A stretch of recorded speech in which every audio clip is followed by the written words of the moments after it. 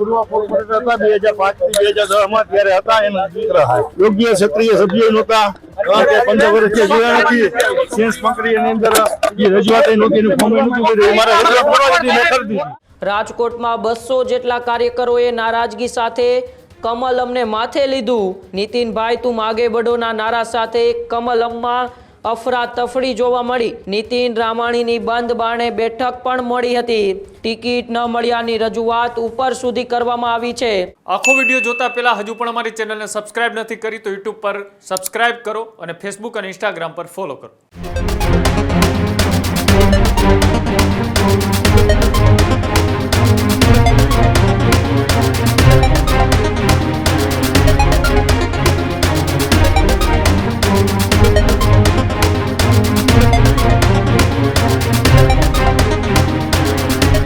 ગઈકાલે મોડી રાત્રે ભારતીય જનતા પાર્ટીએ ઉમેદવારો જાહેર કર્યા બાદ ઠેર ઠેરે કાર્યકર્તાઓની નારાજગી પણ જોવા મળી હતી।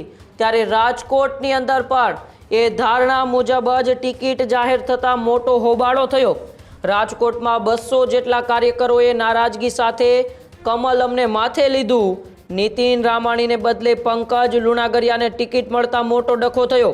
2014 પછી પહેલીવાર ભાજપ કાર્યાલયે કાર્યકરોની રોષ થશે એ ધસી ગયા। નીતિનભાઈ તું આગે બઢોના નારા સાથે કમલમમાં અફરાતફરી જોવા મળી। ભાજપ આગેવાન પુષ્કર પટેલે સમજાવટ માટે નીતિન રામાણીને લઈ ગયા હતા। રાજકોટ શહેર પ્રમુખ પાસે નીતિન રામાણીને એ પુષ્કર પટેલ લઈને ગયા હતા। નીતિન રામાણીની બંધ બારણે બેઠક પણ મળી હતી। બેઠક બાદ નીતિન રામાણીએ મોટું નિવેદન પણ આપ્યું હતું। ટિકિટ ન મળ્યાની રજૂઆત ઉપર સુધી કરવામાં આવી છે। સક્રિય સભ્યને ટિકિટ ન આપ્યાની મેં રજૂઆત કરી છે, આવી વાત નીતિન રામાણીએ કરી છે।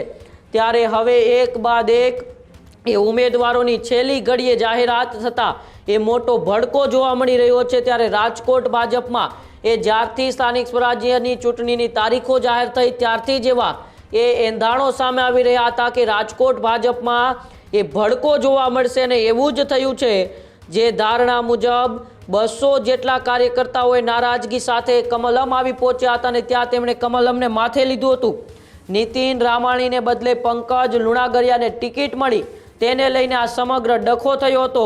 2014 પછી પ્રથમ વખત એ રાજકોટ કમલમ ખાતે કોઈ મોટી બબાલ થઈ હતી।